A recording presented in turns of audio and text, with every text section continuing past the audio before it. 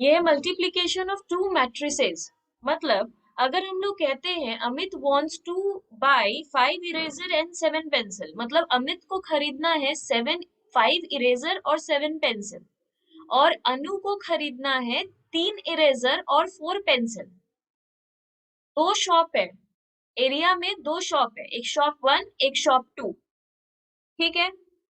अब eraser cost rupees 1 in shop 1 and 2 in shop 2। Shop 1 में अगर जाएं तो इरेजर का प्राइस है 1 रुपया, और शॉप 2 में इरेजर का प्राइस है 2 रुपया। अगर हम पेंसिल खरीदने जाएं तो शॉप 1 में एक पेंसिल का प्राइस है 2 रुपया, शॉप 2 में भी उसका प्राइस 2 रुपया ही है। तो इस तरह इरेजर और पेंसिल का अलग अलग शॉप में अलग अलग प्राइस है। अगर हम इसको मैथमेटिकली करते तो कैसे करते? अमित शॉप 1 में जाएगा तो 5 इरेजर खरीदेगा 1 रुपया में, और 7 पेंसिल खरीद लेगा 2 रुपया में। क्योंकि शॉप 1 में वो जाएगा तो इरेजर लेगा 1 रुपया में, पेंसिल लेगा 2 रुपया में, और खरीदना था इसको 5 इरेजर और 7 पेंसिल। तो इसका टोटल 19 रुपीज खर्च हो जाएगा। अगर अमित जाएगा शॉप 2 में तो भी उसको खरीदना तो 5 इरेजर और 7 पेंसिल है, पर इस बार उसको 2 रुपया में शॉप 2 में इरेजर मिलेगा, 2 रुपया में शॉप 2 में पेंसिल मिलेगा। तो दोनों को 2 से इंटू किया तो उसका 24 रुपीज खर्च होगा। उसी तरह अगर अनु का देखें तो वो शॉप 1 में जाएगी तो उसको 3 इरेजर खरीदेगी 1 रुपया में, 4 पेंसिल खरीदेगी 2 रुपया में, और तो उसका खर्च होगा 11 रुपये। अगर वो शॉप 2 में जाएगी तो खरीदेगी तो 3 इरेजर और 4 पेंसिल, पर 2 रुपया में, क्योंकि यहाँ पे दोनों का दाम 2-2 रुपया है, तो उसका 14 रुपीज खर्च होगा। ये है मैथमेटिकली जैसे हम लोग नॉर्मली करते हैं। बट अगर इसी बात को हम बोले मैट्रिक्स में एक्सप्रेस करो, इस बात को पूरा मैट्रिक्स में बताओ, तो हम लोग कैसे लिखेंगे? पहला लिखेंगे उसको पहला मैट्रिक्स बनाएंगे जिसमें उसको 5 इरेजर और 7 पेंसिल खरीदना था, तो 5 और 7, और अनु को 3 इरेजर और 4 पेंसिल। ये हो गया कमोडिटी का। अब ये करेंगे प्राइस का, एक प्रोडक्ट का और एक प्राइस का मैट्रिक्स। प्राइस का मैट्रिक्स क्या है? पहले शॉप में 1 रुपया है और 2 रुपया है, इरेजर का 1 रुपया, पेंसिल का 2 रुपया। यहाँ इरेजर का 2 रुपया, पेंसिल का भी 2 रुपया। तो ये प्रोडक्ट का एक मैट्रिक्स बना लिए, एक प्राइस का मैट्रिक्स बना लिए। अब हम लोग को बोल रहा है कि हम लोग को इंटू भी करना है इन दोनों को, और फिर दो को प्लस भी करना है। इस तरीके की चीज को कहते हैं मल्टीप्लीकेशन ऑफ टू मैट्रिक्स। हम लोग को इन दोनों का मल्टीप्लीकेशन चाहिए, तो कैसे करेंगे? हम लोगों को पहले देखना होगा कि ऑर्डर सेम है या नहीं। ऑर्डर किसको कहते हैं? 2 बाई 2 को। तो यहाँ इसमें भी दो दो है, इसमें भी दो दो है, तो ये ऑर्डर सेम है, तब हम लोग मल्टीप्लाई कर सकते हैं। तो पहले ध्यान रखना है ऑर्डर ऑफ मैट्रिक्स सेम है या नहीं। अगर ऑर्डर ऑफ मैट्रिक्स सेम है तभी मल्टीप्लीकेशन पॉसिबल है। ठीक है। तो ये भी 2 बाई 2 है, ये भी 2 बाई 2 है, तो ये भी 2 बाई 2 आएगा। अब एक बात हम लोग को याद रखना है कि A इंटू बी, अगर A मैट्रिक्स B मैट्रिक्स को मल्टीप्लाई करेंगे तो मैट्रिक्स C निकल कर आता है, ये रूल है। ये हम लोग को याद रखना होगा कि जब भी हम लोग A इंटू बी मैट्रिक्स करेंगे तो उससे C मैट्रिक्स निकल के आता है, उसको नाम ही ऐसे दिया गया है। तो हम लोग मैट्रिक्स A और मैट्रिक्स B को इंटू किए तो मैट्रिक्स C निकल के आए, इसलिए हम लोग इसको C से डिनोट किए हैं। अब पहला 1 1 होता है, 1 2 होता है, फिर 1 3 होता है। ये वाला 2 1 2 2 2 3 होता है। फिर और अगर होता तो 3 1 3 2 3 3 होता। ये नॉर्मल मैट्रिक्स है। सी क्यों लिख रहे हैं? क्योंकि ए और बी इंटू होकर सी बनता है। तो ये चीज अपने को याद रखना है। तो वही चीज हम लिखे हैं, the product of two matrices A and B. Product मतलब मल्टीप्लाई। अगर हम दो मैट्रिक्स को मल्टीप्लाई करेंगे ए और B, is defined if the number of columns of A is equal to the number of rows column of B। ये क्या है? हमको A का नंबर ऑफ कॉलम और बी का नंबर ऑफ कॉलम को इक्वल रखना है। जैसे हम बोले थे 2/2 और 2/2 ही मल्टीप्लाई हो सकता है। अगर ये 2/3 होता और ये 2/2 होता तो ये मल्टीप्लाई नहीं हो सकता है। तो उसके बाद बोल रहा है let A be an m into n matrix. M into n मतलब 2/2 कह सकते हैं। सोचो जो ए है वो 2/2 है, बी भी 2/2 मैट्रिक्स है, एन इंटू पी बोले हैं, तो ये भी 2/2 है, ये भी 2/2 है। Then the product of the matrices A and B is the matrix of C. A और बी को अगर मल्टीप्लाई करेंगे तो मैट्रिक्स बन जाएगा सी का, जिसको बोलते हैं एम इंटू पी। दोनों ये एन एन जो कॉमन है उसको हटा देंगे, सिर्फ एम इंटू पी बच जाएगा। ये इसी तरह लिखा जाता है, ये सिर्फ मैट्रिक्स का लैंग्वेज है, डेफिनेशन है, इसमें दिमाग नहीं लगाना है। हम लोग को सिर्फ एक बात याद रखना है कि same order of matrix he multiply होता है, मतलब 2/2 2/2, 3/3 3/3 ऐसे ही मल्टीप्लाई होता है। अगर एक 2/3 है, एक 3/4 है, तो ऐसे मल्टीप्लाई नहीं हो सकता, पहला बात। दूसरा बात, ए और बी को मल्टीप्लाई करेंगे, ए मैट्रिक्स और बी मैट्रिक्स को मल्टीप्लाई करेंगे तो हम लोगों का सी मैट्रिक्स बन के आएगा। तो अब जो उसी चीज को हम लोग इस तरह मैथमेटिकली किए थे, इसी को हम लोग अभी मैट्रिक्स के फॉर्म में करेंगे, क्योंकि हम लोग को बोला है मैट्रिक्स में इसको प्रेजेंट करो। तो कैसे ये मल्टीप्लाई करेंगे, रूल क्या है मल्टीप्लाई का, ये ध्यान से समझो। C11 अगर है, इसका मतलब है पहले वाला जो 1 होता है वो रो के लिए होता है। याद रहे, जो पहला 1 है ये रो के लिए है, जो दूसरा 1 है ये कॉलम के लिए है।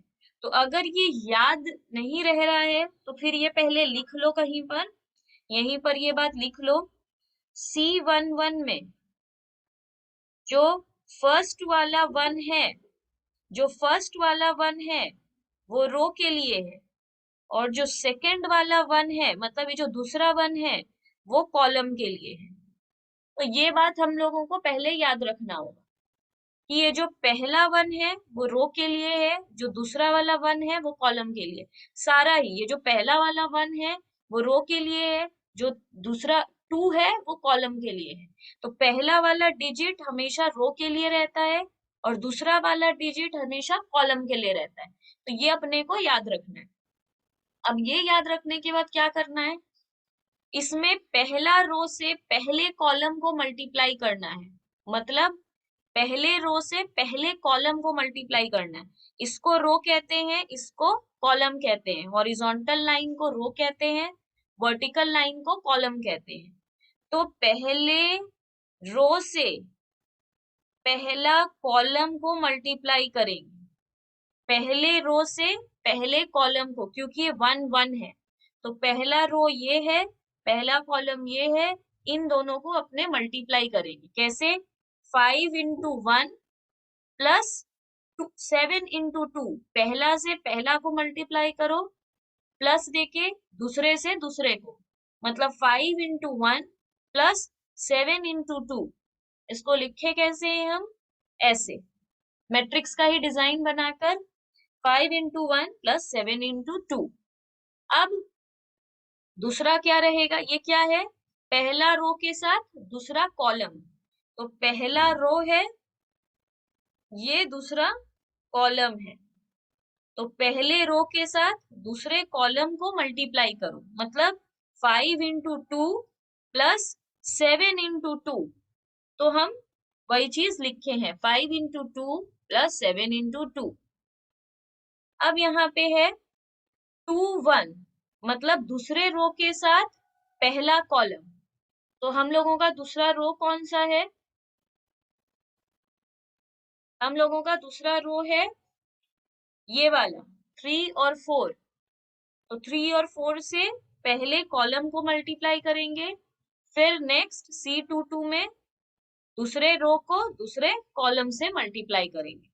जब पूरा इस तरह कर लेंगे तो हम लोगों का ये पूरा आ जाएगा। इसके बाद इसको सॉल्व करके सिंपली, तो उस टाइम जब हम लोग मैथमेटिकली कर रहे थे तब भी 19 और 24, 11 और 14 आया था, इस बार भी यही आया। देखो, अभी जो हम लोग लास्ट किए उसमें था कि ऑर्डर ऑफ मैट्रिक्स सेम था, मतलब 3 by 3 और 3 by 3 अगर रहता तो हम लोग इसको इजिली मल्टीप्लाई कर देते और बी ए या ए बी निकाल लेते। बट एक चीज बता दे, अगर हम लोगों का ऑर्डर ऑफ मैट्रिक्स सेम नहीं है तब हम लोग क्या करेंगे, मतलब इसमें 3 by 2 है और इसमें 3 by 3 है। इस केस में अगर ए और बी मैट्रिक्स का ऑर्डर डिफरेंट रहेगा तो वो इजिली उससे हम लोग ए बी नहीं निकाल पाएंगे। पर अगर रो 3 है, देखो इसमें 1 2 3 रो है और 1 2 3 कॉलम है, मतलब नंबर ऑफ रो 3 है ए में और नंबर ऑफ कॉलम 3 है बी में। तो अगर एटलीस्ट रो और कॉलम भी इक्वल है, मतलब इसका रो और इसका कॉलम भी इक्वल है, तो हम लोग इससे बी ए निकाल लेंगे। कैसे इससे हम लोग बी ए निकाल लेंगे? अच्छा, तो इसको बी ए ही कर दो वरना कंफ्यूजन हो जाएगा। तो इससे इजिली निकालना वैसे पॉसिबल नहीं है, 2 by 2 नहीं है हम लोग के पास, ऑर्डर ऑफ मैट्रिक्स डिफरेंट है तो इजिली नहीं निकलेगा। पर हम लोग इससे बी ए दूसरे तरीके से निकाल लेंगे। क्यों, कैसे? रो और कॉलम, इसका रो 3 है और इसका कॉलम 3 है, एटलीस्ट इतना भी अगर हमारे पास है तो फिर एक और तरीका है निकालने का। क्या तरीका है, पहले ये लिख लेंगे, ये एक 3 by 3 है, एक 3 by 2 है, तो इसका 3 तो कॉमन है, एक का कॉलम 3 है मतलब इसका, एक का रो 3 है मतलब इसका। तो इस तरह हम लोगों के पास ये वाला चीज कॉमन है, तो हम लोग क्या करेंगे, इसका 3 ये तो कॉमन है, जो कॉमन है उसको हटा दो। जैसे कि हम एक चीज लिखे थे पीछे, m इंटू n और n इंटू p मैट्रिक्स अगर कॉमन है तो m इंटू p को इंटू कर देंगे, मतलब हम लोगों का ये क्या है, m इंटू n और ये क्या है n इंटू p, क्योंकि n दोनों में सेम है तो ये है n इंटू p। तो अगर ये कॉमन है, जैसे ये दोनों कॉमन था तो m इंटू p कर देते हैं जो हम पीछे लिखे थे। तो रूल ही है, अगर दो भी उसमें से कॉमन है तो फिर उसको हटा दो क्योंकि वो कॉमन है, m इंटू p कर दो। इसलिए उसमें लिखा था m इंटू n और n इंटू p है, तो आंसर आएगा हम लोग का m इंटू p, मतलब इन दोनों को मल्टीप्लाई करेंगे, मतलब 3 इंटू 2 करेंगे, 3 को हटा देंगे। तो 3 किस में है, इसमें, और 2 वाला कौन सा है, 2 वाला है ये, तो ये वाले को, ये क्योंकि बाद वाला कॉलम रहता है तो इसमें कॉलम 2 है और इसमें 3 रो है, तो 3 रो वाला पहले ले लिए, 2 कॉलम वाला बाद में ले लिए। तो इसमें हम लोग क्या किए, 3 रो लिखे हैं, इसलिए R1 R2 R3 पहले वाले में 3 रो है तो वो R1 है, ये R2 है, ये R3 है, और दूसरे वाले में कॉलम कॉलम 1 है, कॉलम 2 है, इसलिए C1 C2। तो हम लोग 3 इंटू 2 कर रहे हैं। अब सिंपली इसको मल्टीप्लाई करेंगे, R1 C1 R1 C2, फिर R2 C1, मतलब इससे इन दोनों को मल्टीप्लाई करो, इससे इन दोनों को मल्टीप्लाई करो और इससे इन दोनों को मल्टीप्लाई करो। ठीक है, तो हम लोग का क्या आ जाएगा,